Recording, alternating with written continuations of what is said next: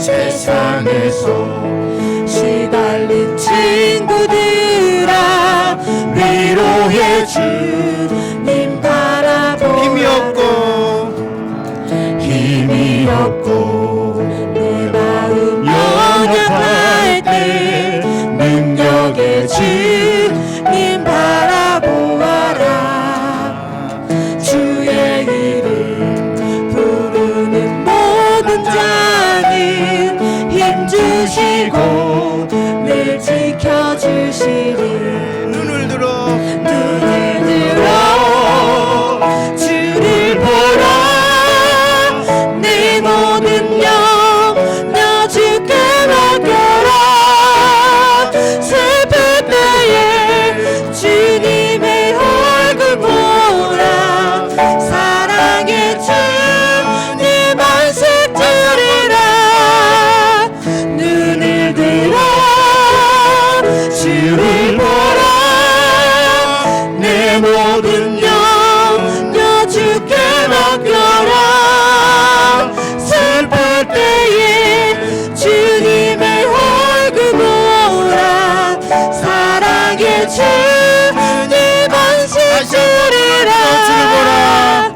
눈을 들어 주를 보라.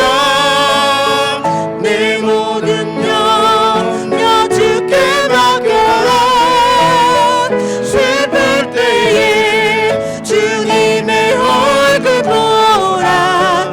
사랑의 주님 안식 주리라. 나의 하나님 나의 하나님 구원의 뿌리시여 나의 산성이라.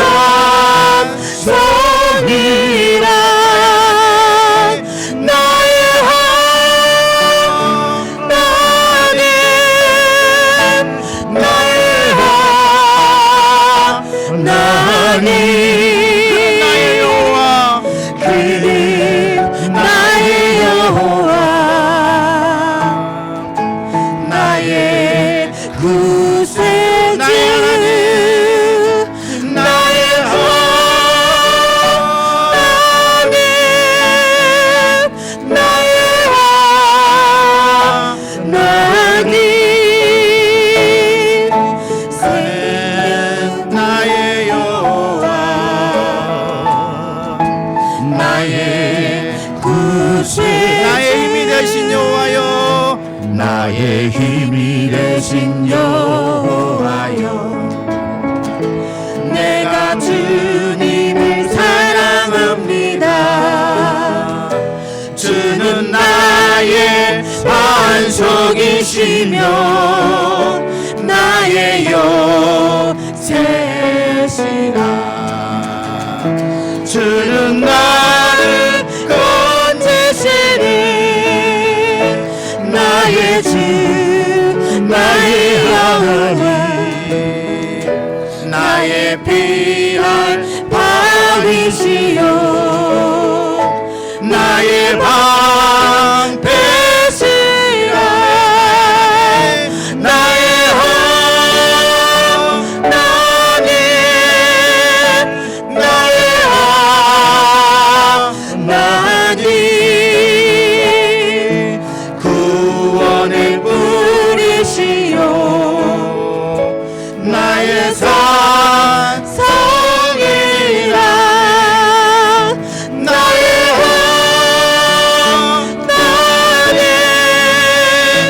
나의 하나님 그는 나의 여호와 나의 구세 나의 생명이신 여호와여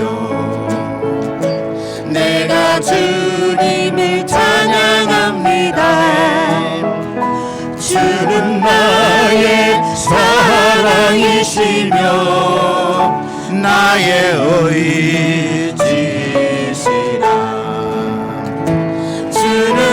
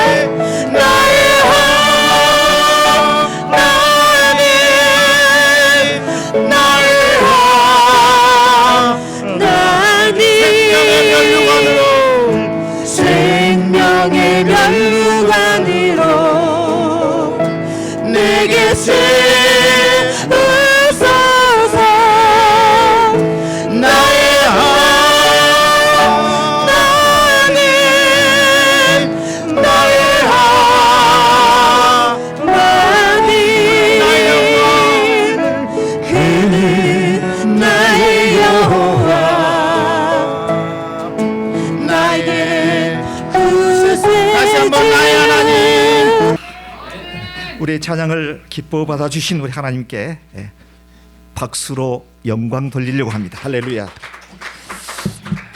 오늘 벌써 2022년도가 시작이 되었고요. 그 마지막 5번째 주일을 저희가 또 보내게 됩니다.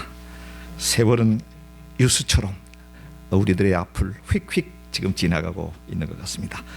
지금 이 시간에 참 무척 추운 일기 가운데서도 주일 예배를 기억하고 하나님의 은혜를 사모해서 이 자리에 참여하신 우리 귀한 성도님들, 정말 하나님께서 큰 은혜 주실 줄 믿습니다.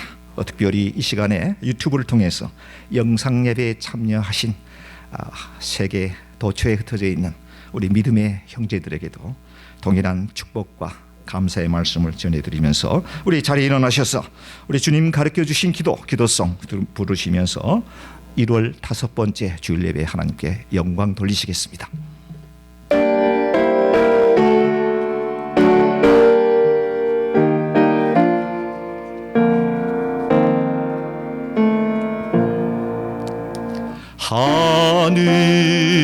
하늘에 계신 아버지 이름 걸어가사 주님 나라 이하시고 뜻이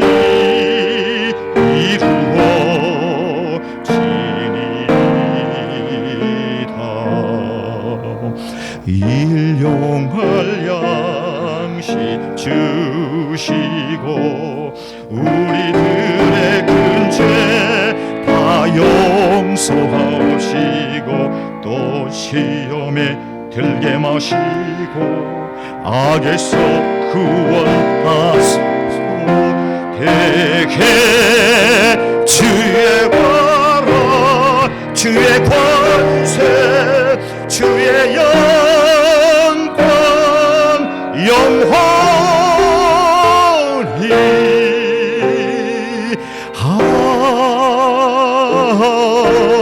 아멘. 전능하사 천지를 만드신 하나님 아버지를 내가 믿사오며 그 외아들 우리 주 예수 그리스도를 믿사오니 이는 성령의 대하사 동정녀 마리아에게 나시고 본디오 빌라도에게 고난을 받사 십자가에 못 박혀 죽으시고 장사한 지 사흘 만에 죽은 자 가운데서 다시 살아나시며 하늘에 오르사 전능하신 하나님 우편 앉아 계시다가 저리로서 사한 자와 죽은 자를 심판하러 오시리라. 성령을 믿사오며 거룩한 공회와 성도가 서로 교통하는 것과 죄를 사하여 주시는 것과 몸이 다시 사는 것을 영원히 사는 것을 믿사옵나이다. 아멘. 여호와 우리 주여 주의 이름이 온 땅에 어찌 그리 아름다운지요. 주의 대적으로 말미암아 어린아이들과 젖먹이들의 입으로 권능을 세우시며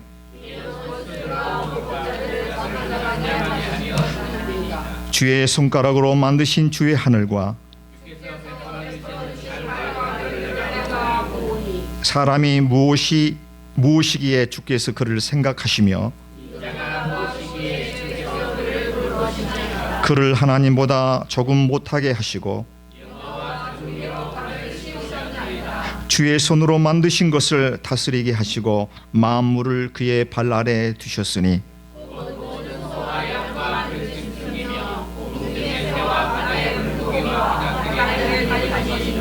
여호와 우리 주여 주의 이름이 온 땅에 어찌 그리 아름다운지요. 아멘. 135장 찬송 드리겠습니다.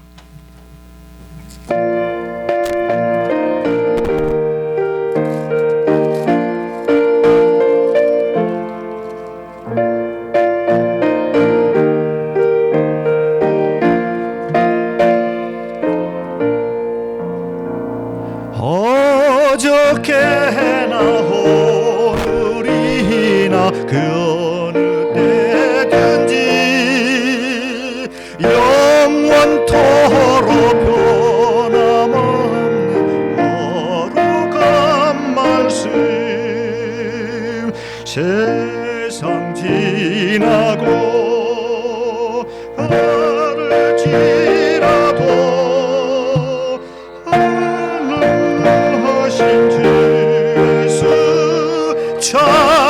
찬양하 135장 찬송가입니다. 풍랑이는 바다 위로 걸어오시 갈릴리의 험한 풍파 갈릴리의 험한 풍파 잔잔케 하 겟세마네 동산에서 우리를 위하여 눈물 짓고 기도하신 고난의 주님 어저께나 오늘이나 영원 무궁히 한결같은 주 예수께 찬양합니다. 세상 지나고 변할지라도 영원하신 주 예수 찬양합니다. 허물 많은 베드로를 용서하십시오. 의심 많은 도마에게 확신 주시고 사랑하는 그의 제자 가슴에 안고 부드러운 사랑으로 품어주셨네. 어저께나 오늘이나 영원 무궁히 한결같은 주 예수께 찬양합니다. 세상 지나고 변할지라도 영원하신 주 예수 찬양합니다. 엠마오로 향하시던 주님 오늘도 한결같이 우리 곁에 함께 계시고 우리들을 영접하러 다시 오실 때 변함없는 영광의 주 진이 배우리. 어저께나 오늘이나 영원 무궁히 한결같은 주 예수께 찬양합시다. 세상 지나고 변할지라도 영원하신 주 예수 찬양. 우리 후렴만 다시 합니다. 어저께나 오늘이나 어저께나 오늘이나 영원 무궁히 한결같은 주 예수께 찬양하지요. 세상 지나고 변할지라도 영원하신 주 예수 찬양합니다. 아멘.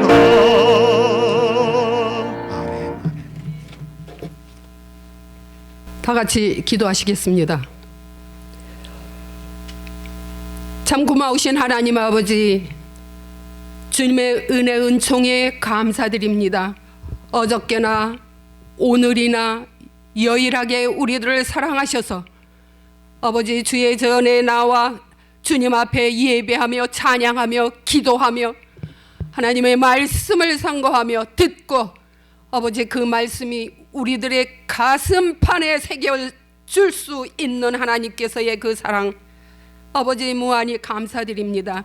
지난 한 주간도 주님의 은혜로 아버지 하나님 참으로 잘 지내게 하시고 이 자리에 나와 하나님 앞에 찬양함이 어찌 그리 감사한지요.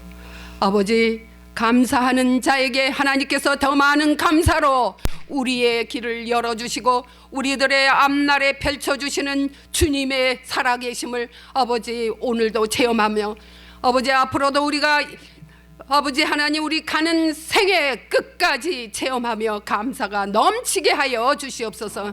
아버지 오늘도 말씀으로 아버지 우리를 먹이시는 우리 최인동 담임 목사님께 하나님께서 아버지 영안을 늘 열어주시고 아버지 능력을 허락하셔서 아버지 하나님 밤낮으로 엎드려 기도하시는 그 강하고 부르짖는 기도가 아버지 우리 동부 제일장로교회의 권속들의 아버지 하나님 모든 삶을 통해서 아버지 하나님 앞에 형통하게 되는 아버지 그 기도를 들으심을 아버지 우리 권속 모두 우리 식구들이 다 아시리라 믿습니다. 감사드리며 예수 그리스도 이름으로 기도 올려옵나이다.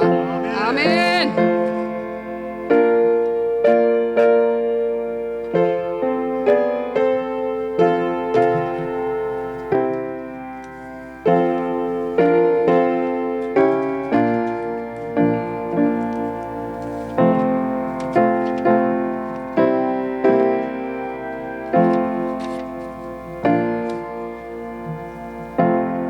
대단히 감사드립니다.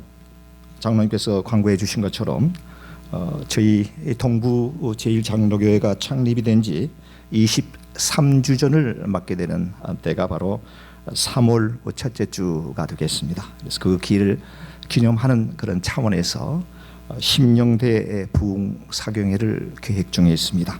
3월 4일 금요일 저녁부터 시작해서 토요일 새벽, 토요일 저녁, 주일 예배 이렇게 4차례 진행이 되겠습니다. 여러분도 기억하시고 기도 많이 해주시고요. 특별히 혼자 오지 마시고 그때는 꼭 이곳에 있는 분들 초청하셔서 함께 은혜의 자리에 참석할 수 있도록 해주시면 더욱더 감사를 드리겠습니다. 오늘 특별히 처음 오신 분을 여러분 앞에 소개해 드리도록 하겠습니다. 허종신 우리 목사님, 우리 사모님 되시는 양정화 우리 사모님이신데 저희 교회에 오늘 함께 하셨습니다. 감사의 마음 박수로 표하겠습니다. 에스더는 금요일 날 종종 저희 교회에 출석했던 어린 유년주일학교 학생이 되겠습니다. 우리 박수로 환영해 주시기 바랍니다. 브라이언 리 우리 집사님께서 오랜만에 또 이렇게 얼굴을 뵙게 돼서 진심으로 감사드립니다. 우리 박수 한번 보내주시기 바랍니다. 감사합니다. 또 자리에 일어나셔서 여러분들이 드린 예물을 봉헌하도록 그렇게 하겠습니다. 모든 것이 주께로부터 왔으니 이 예물을 주께 드리나이다.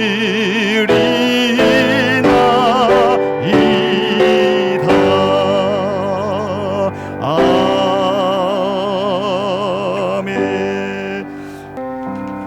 나는야 친구 되신 영원히 다정하게 지내리. 천지는 모두 없어진다 해도 우린 영원히 지내게 되리. 천지는 모두 없어진다 해도 우린 영원히 지내게 되리.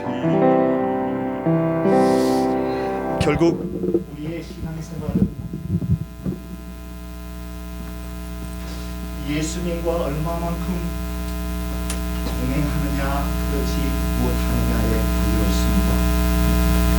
사랑하는 우리 동부제일장로교회 여러분들에게 묻겠습니다. 지난 한 주일 동안 우리 주님과 동행하는 데 시간을 많이 쓰셨나요?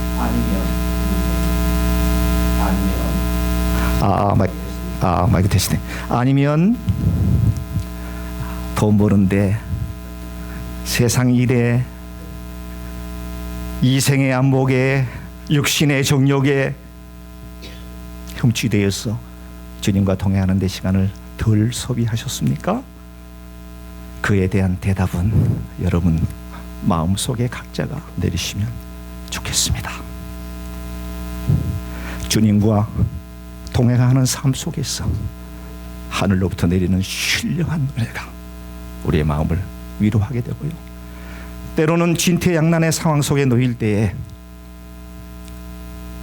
문제가 풀려질 것 같지 않는 그런 상황 속에 놓일 때에 하나님께서 나에게 힘주시고, 인동아, 앞으로 가, 내가 있지 않냐, 가란 말이야, 주저하지 말고 나만 믿고 가라 말씀하실 때 우리는 그 길을 갈 수가 있고, 그 길을 갈 때에 막혔던 홍해바다가 활짝 열리는 놀라운 축복을 우리가 경험하게 되는데, 이 경험을 우리가 예수를 믿는 저와 여러분들이 순간순간에 경험해야지만이 이 시간이 복이 되고, 하나님의 말씀을 사모하게 되고, 하나님과의 영적인 교제를 통해서 하늘로부터 내리는 신령한 은혜와 신령한 축복을 우리가 누리게 된다라고 하는 말입니다. 이민생활이 얼마나 힘이 듭니까?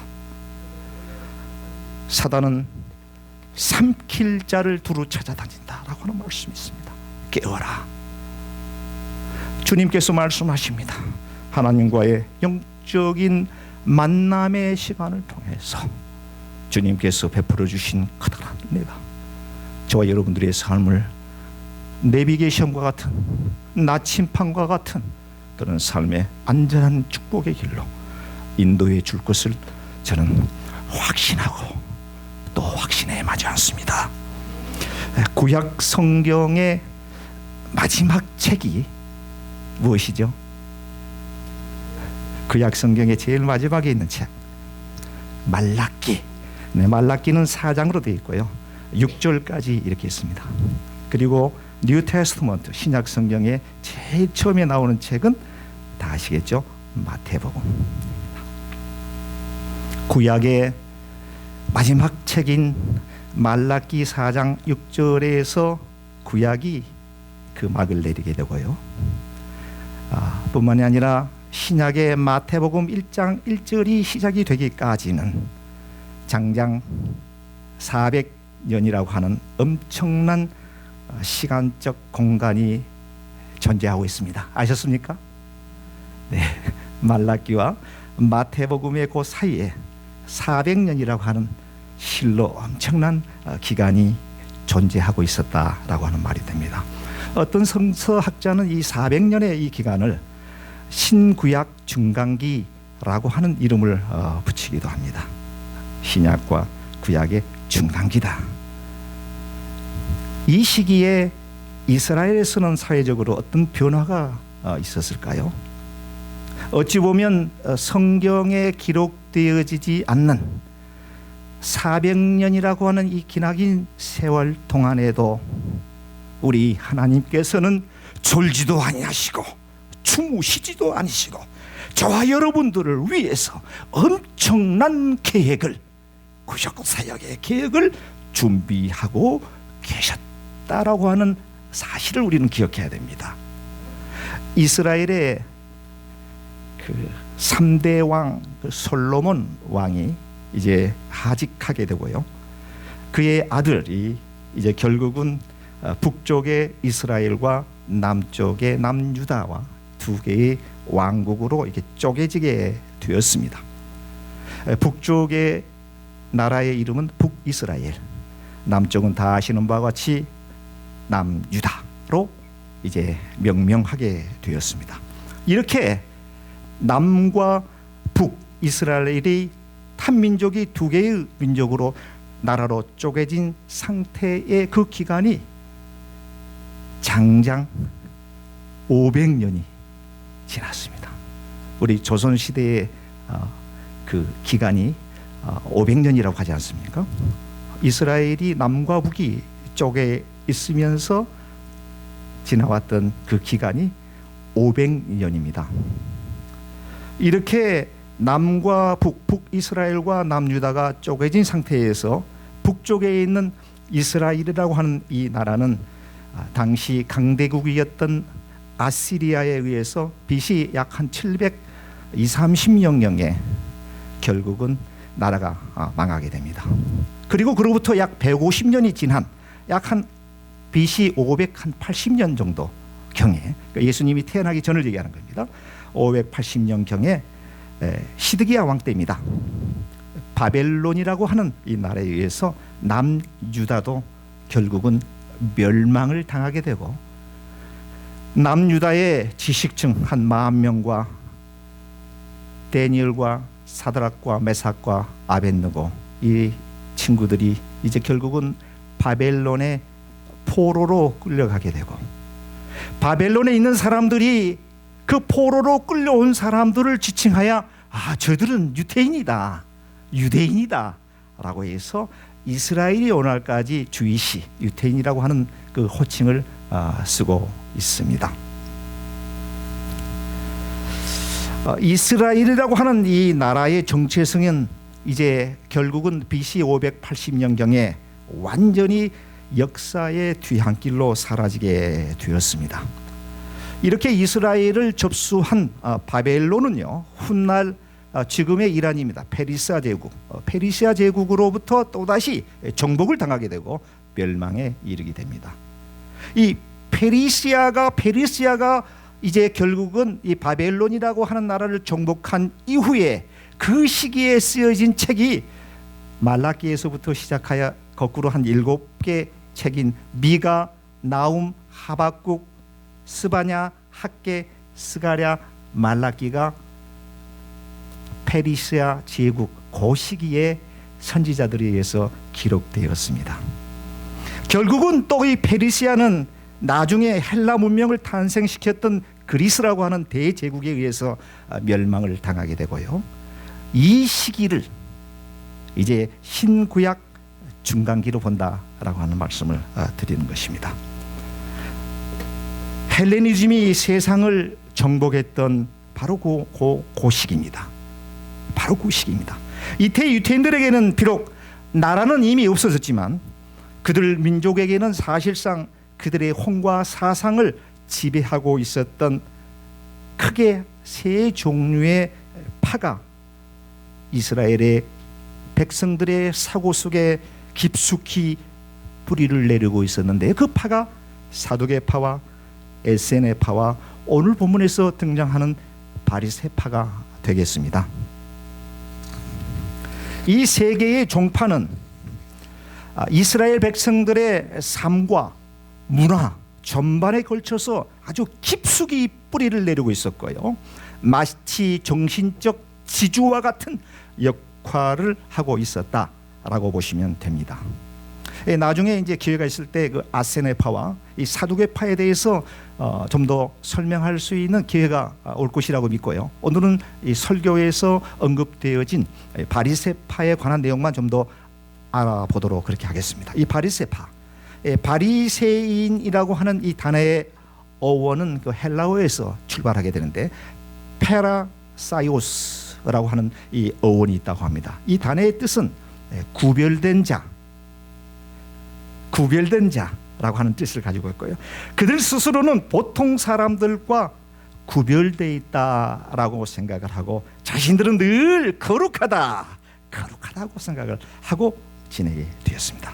특히 이들은 정통 유대교 사상 가운데서도 경건주의에 속하는 그런 자들이었습니다. 그들은 늘 하나님과 가장 가까이 있는 이가 뭐니 해도 우리 바리새파다라고 그렇게 주장을 하게 되었습니다. 그런 그들은 언제나 유대인의 전통과 하나님의 법, 율법을 생명처럼 여기며 지나게 되었습니다. 그렇기 때문에 의, 이 의를 삶의 철칙으로 여기며 철저히 하나님의 말씀에 준행하며 생활하도록 노력했던 사람들이었습니다. 그들은 매우 경건한 생활을 했습니다. 사치와 소비를 철저히 배제한 채 청빈한 생활을 몸소 실천에 옮기며 살던 사람들이었습니다. 의식주에 관계되어 있는 것만큼은 최소한의 것들만으로 생활하려고 노력을 했고 매우 검소한 생활을 하면서 빈곤한 삶을 자초했던 파가 바리새파다, 이렇게 이해하시면 되겠습니다. 마치 이 수도원에서 그 수행을 하는 수도자들처럼 생활을 했고, 많은 대중들에게 적지 않은 영향력을 발휘했을 뿐만이 아니라 그들로부터 커다란 존경을 한 몸에 받았던 그룹이 이제 바리새파, 이렇게 됩니다. 예수님께서도 마태복음 5장 20절에 보니까 이 바리새인들에 관하여 칭찬하신 그 대목을 우리가 볼 수가 있는데요. 내가 너희에게 이르노니 너희 의가 서기관과 바리새인보다 더 낫지 못하면 결코 천국에 들어가지 못하리라 말씀하셨습니다. 이런 것을 볼 때에 그들은 율법을 무척 사랑했고 그리고 생활화했음을 짐작해야 합니다. 이런 반면에 또 오늘 본문에서 등장하는 그 반대에 서 있는 세리는 어떤 사람들입니까? 이스라엘의 주적인 로마를 위해 세금을 거둬들이는 직책을 가진 자로서 신분적으로는 로마 정부에 소속이 되어 있는 공무원입니다. 세무 공무원입니다.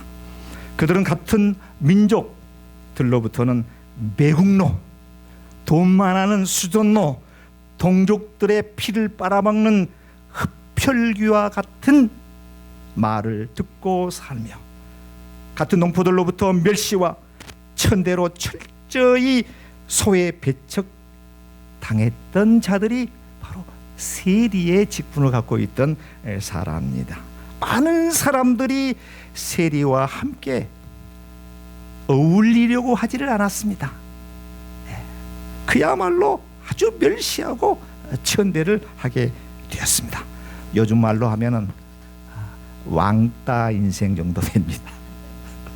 성경에 나오는 사케오, 뽕나무 위에 올라가서 예수님 보겠다고 그 키 작은 세리 사케오가 예수님 한번 보겠다라고 하는 그 심정으로 체면염치 다 내려놓고 뽕나무 위에 올라가서 예수님과 눈이 마주치고 결국은 예수님을 만나고 그의 인생이 변화되지 않습니까? 이 세리가 바로 정말 동족들로부터는 지탄의 대상이 되었던 그런 자들이었습니다.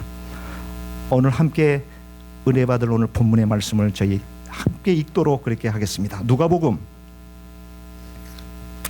18장 9절에서 14절에 있는 말씀인데요. 제가 한 절 보고 여러분들이 PPT를 참조하시면서 또 한 절 합독 교독하시도록 그렇게 하겠습니다. 또 자기를 의롭다고 믿고 다른 사람을 멸시하는 자들에게 이 비유로 말씀하시되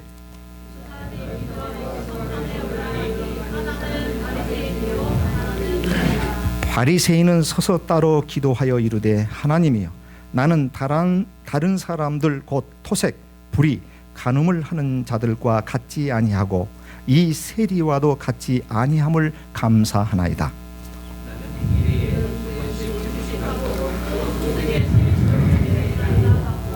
세리는 멀리 서서 감히 눈을 들어 하늘을 쳐다보지도 못하고 다만 가슴을 치며 이르되 하나님이여 불쌍히 여기소서 나는 죄인으로소이다 하였느니라.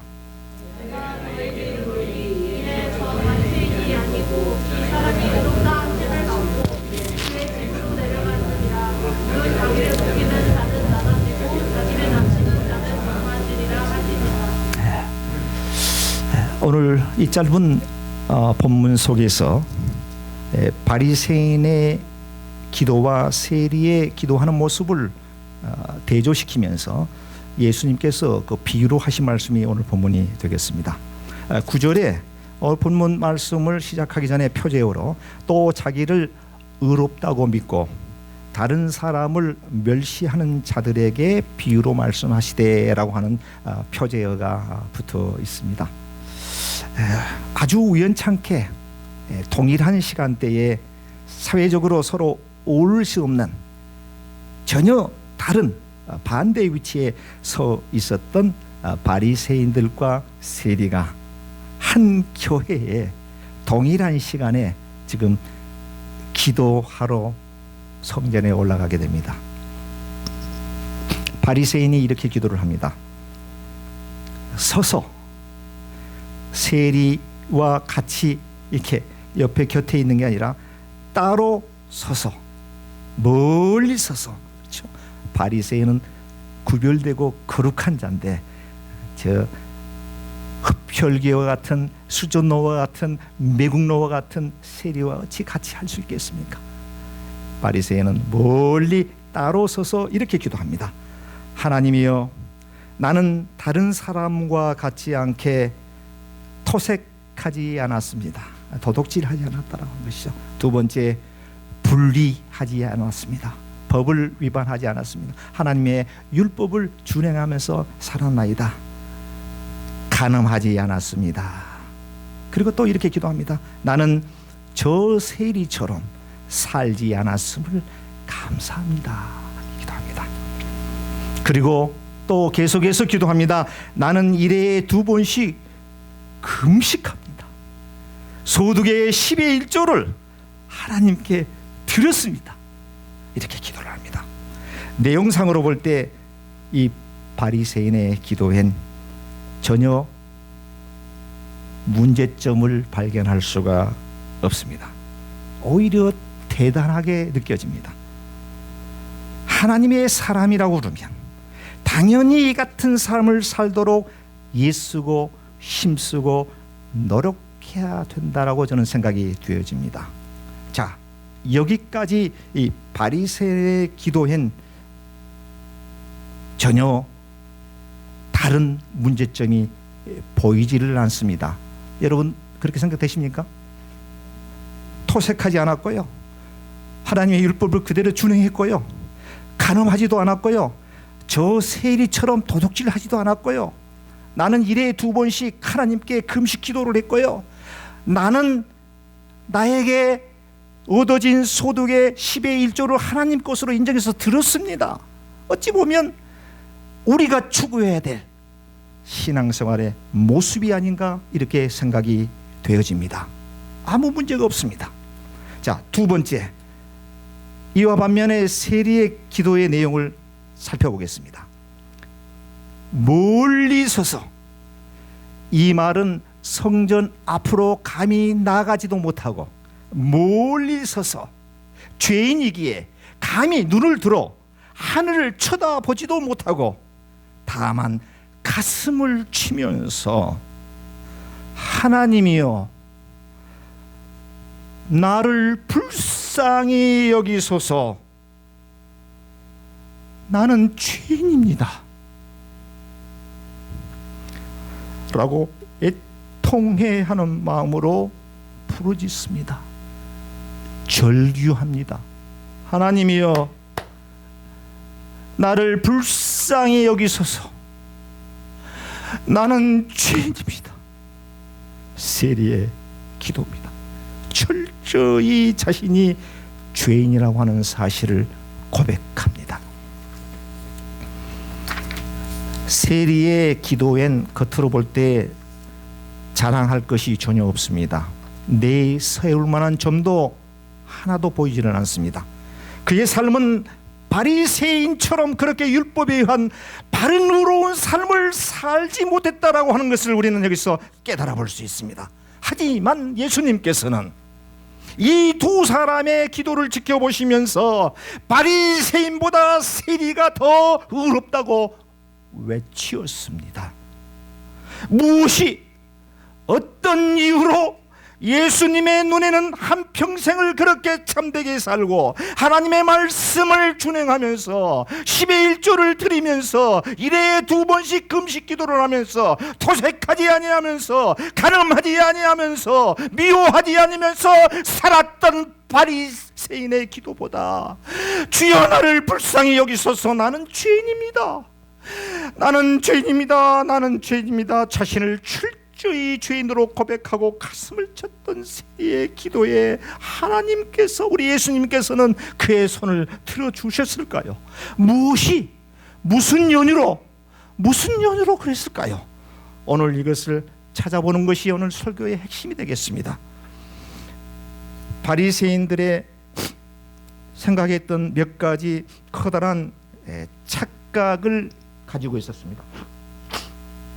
바리새인들이 착각하고 있었던 그 한 몇 가지를 말씀드리겠습니다. 첫째, 이 바리새인들은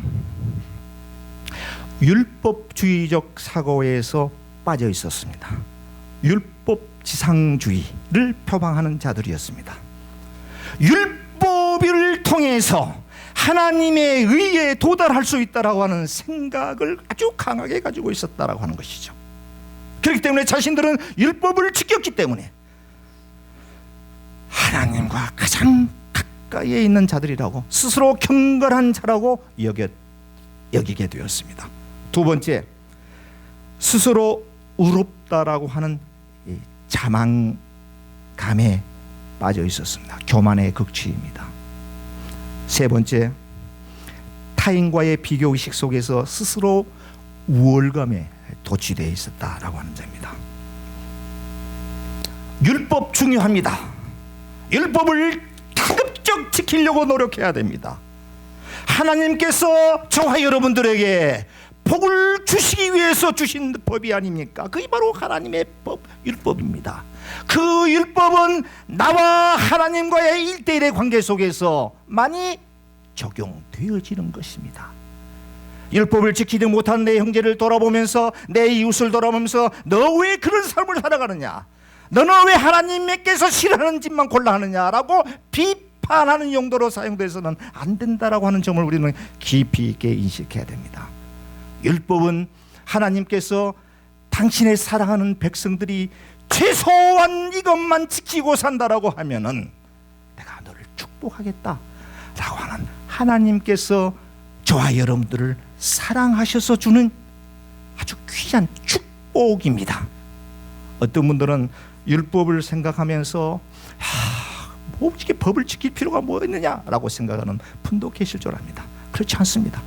실제적으로 바리새인들은 이 율법이라고 하는 것에, 율법 지상주의에 빠져 있음으로 말미암아 하나님께서 이 율법을 지키지 않을 그 커다란 징계가 내린다고 생각하고 늘 불안하며 공포 분위기를 느끼며 하나님이 두려운 존재로 인식했던 것입니다.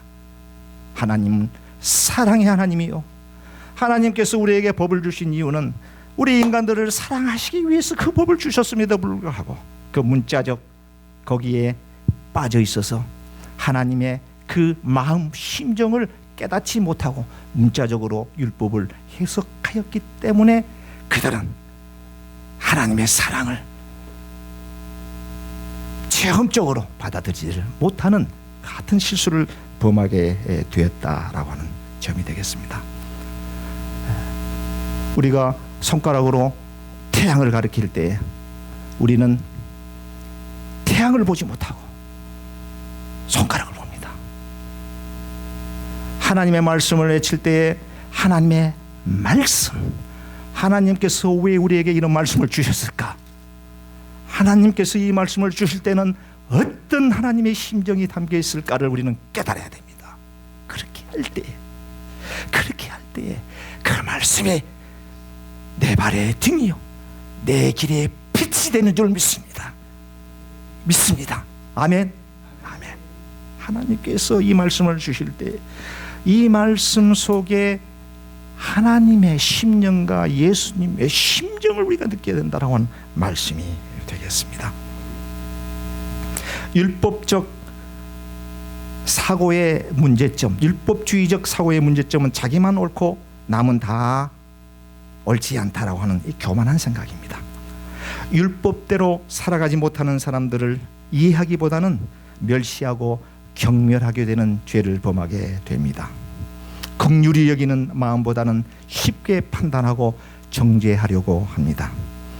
이 세상에 살고 있는 그 누구도 의로부터 자유로울 사람은 아무도 없습니다.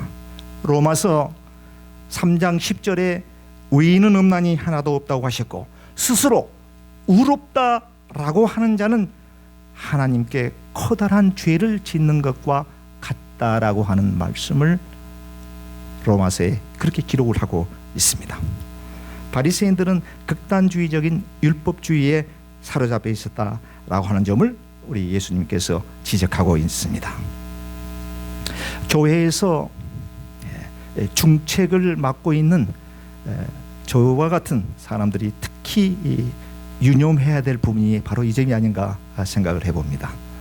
율법주의적 관점으로 성도는 일을 판단한다든가 교회의 목회 사역을 펼쳐나가는 경우들이 이제 왕왕 있게 되는데요. 그건 우리가 인간이다 보니까 목회하다 보면은 이제 목회자의 눈에 거슬리는 부분도 이렇게 보이게 되고요. 그럴 때에 사실 그 하나님이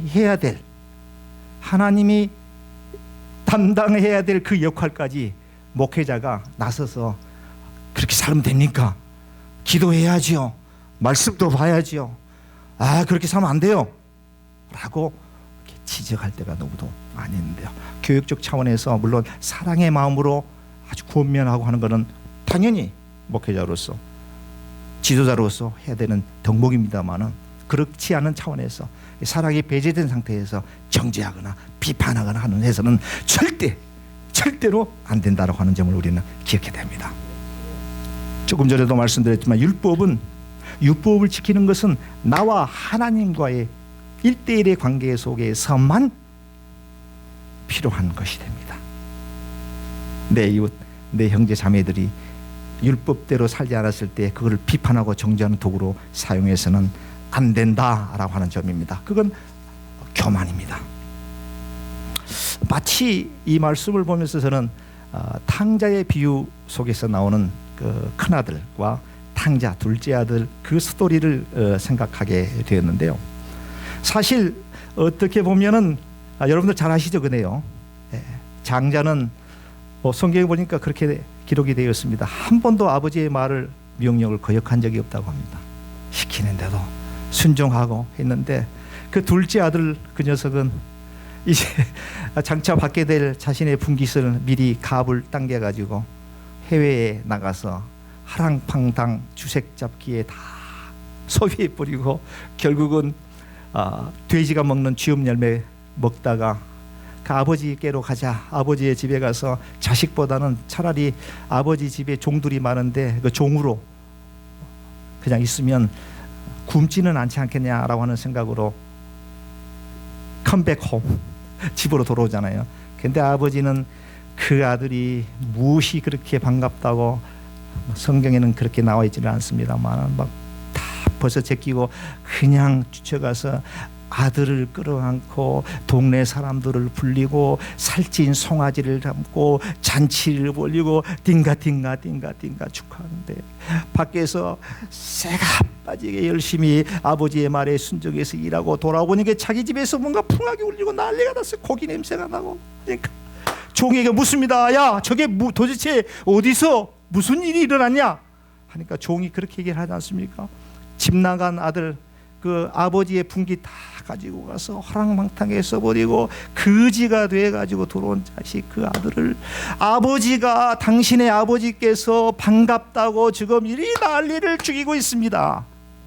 형이 확 순간적으로 이게 열려버렸어요. 확 돌아가는 획가닥한 거예요. 바리새 아버지 마음이잖아요. 그렇죠? 아버지가 자신의 재산을 가지고 잔치를 베풀던 송아지를 잡던 양을 잡던 자기가 무슨 상관이에요? 자기는 자기 할 일만 다하면 되는 거거든. 아버지와 자기와의 그 관계 속에서 최선을 다하면 that's it. 그런데 아버지의 권한 월권한 거죠. 마찬가지입니다. 우리도 바리새인처럼 이런 우를 범할 때가 너무너무 많은데 오늘 이 본문을 통해서 우리는 깊이 있게 우리 동부제일장로교회 경험을 특별히 앞으로 이제 동부제일장로교회의 지도자 위치에서 사역을 해야 될 여러분들 이 점을 늘 명심해야 될 줄로 믿습니다. 오늘 설교의 제목으로 21세기고 디지털 시대의 바리새인이라고 하는 것은 좀 이상야릇한 제목을 붙여보았는데요. 지금 우리가 살고 있는 이 21세기는 디지털 시대라고 그렇게 얘기합니다. 지금 21세기에 살아가고 있는 저와 여러분들의 마음속에 우리도 모르는 사이에 2000년 전에 이 바리새인들의 모습을 닮아 스스로 의롭다고 생각하시는 우를 범치는 않는지 돌아보는 시간이 되었으면 좋겠다라고 하는 생각으로 이 말씀을 드리게 되었습니다. 오래전의 일입니다.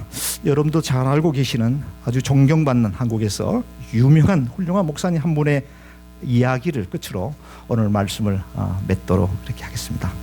서울 영락교회를 이제 개척하시고요. 수십 년 동안 이제 담임하셨고 그 교회를 아주 크게 부흥시켰던 아주 교계적으로 교단을 떠나서 초교파적으로 굉장히 존경을 받는 그 분이 바로 한경직 목사님이십니다. 오래전에 작고하셨죠. 그가 종교계의 그 노벨상 정도에 버금가는 아주 권위가 있는 템플턴 상이라고 하는 그 상이 있다고 합니다. 이 상을 이제 1992년도에 이제 수상자로 선정을 되어서 받게 되었는데요. 그의 업적이나 교회에 미쳤던 그 선한 영향력으로 인해서 아마도 템플턴 상의 수상자로 이렇게 뽑혔던 것 같습니다. 상을 수상받고 난 후에 소속하고 있었던 교단의 모든 후배 목사님들과 또 많은 그 지역에 있는 이런 사람들이 이 목사님의 그 수상을 축하하기 위해서 축하 행사를 이제 배설하게 되었다고 합니다. 수많은 교계 지도자들이 그 자리에 모이게 되었고, 뿐만이 아니라 각 그 신문사 또 방송국 언론 기자들이 그 자리에 함께 이제 참석을 하게 되었습니다. 수상 소감을 말하는 그런 순서가 되어서 많은 사람들이 한경직 목사님의 입에서 어떤 말이 나올까, 기자들의 카메라가 한경직 목사님의 입을 크로즈업하고 이제 지금 듣고 있습니다. 들으려고 준비하고 있습니다. 단상에 오른 그 교계의 거목 한경직 목사님께서 떨리는 그의 특유한 음성으로요 이런 말씀을 하셨다고 합니다. 일제 강점기 시절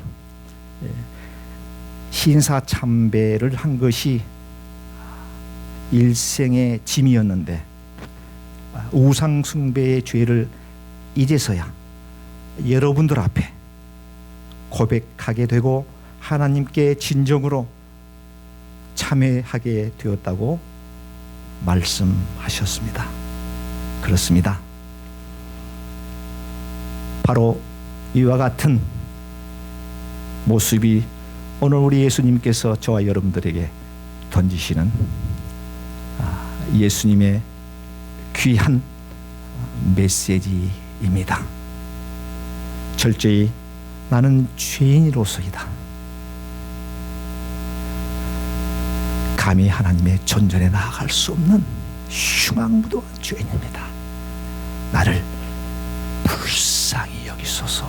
세리의 기도가 저와 여러분들의 기도가 되시기를 주님의 이름으로 간절히 축원해 드리겠습니다. 말씀을 생각하면서 우리 잠시 한 1, 2분 정도 우리 기도하는 시간을 좀 갖도록 하겠습니다.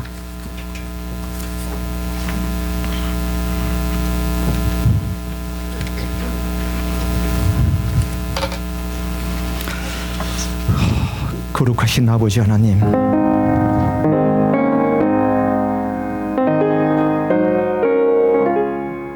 세상에서 보잘것없고 죄로 물들어 있는 저희들을 불쌍히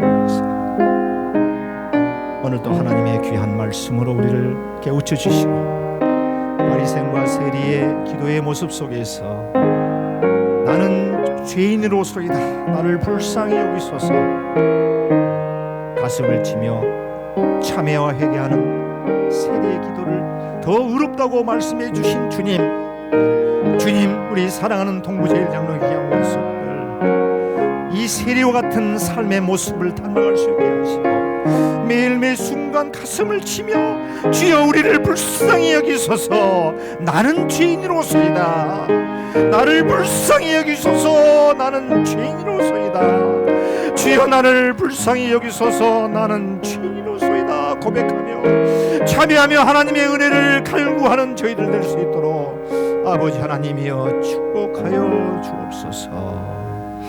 이 모든 말씀을 예수님의 이름으로 감사 기도드리옵나이다.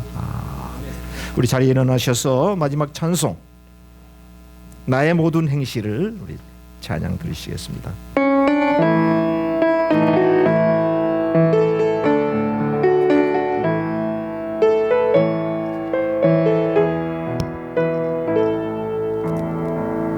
나의 모든 행실을 주여 기억 마시고 바른 길로 인도하소서. 기쁠 때나 슬플 때 나와 동행하시며 밤낮으로 인도하소서. 내 모든 영표를 다 기억하시고 늘 나와 동행하옵소서.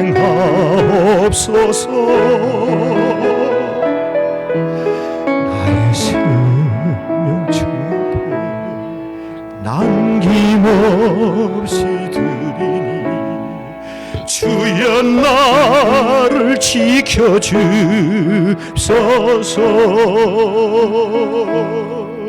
나의 모든 실수를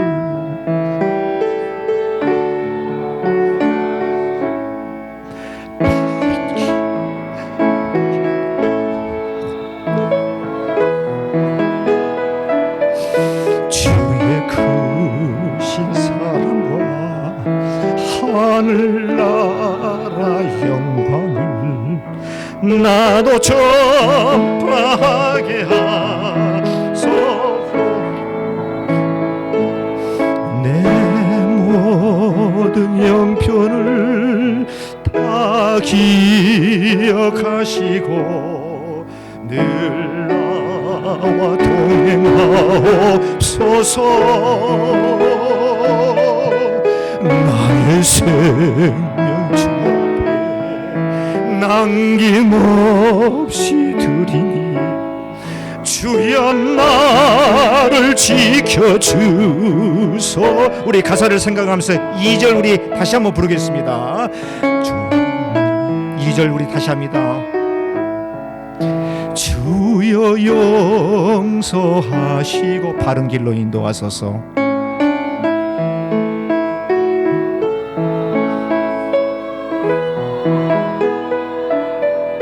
주의 크신 사랑과 하늘나라 영광을 나도 전파하게 하소서. 내 모든 형편을 다 기억하시고 늘 나와 동행하옵소서. 나의 생명 주 앞에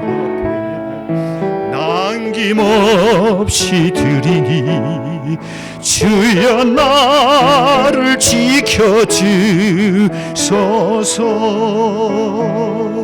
아멘 아멘. 지금은 우리 주 예수 그리스도의 은혜와 아버지 하나님의 완극하신 사랑하심과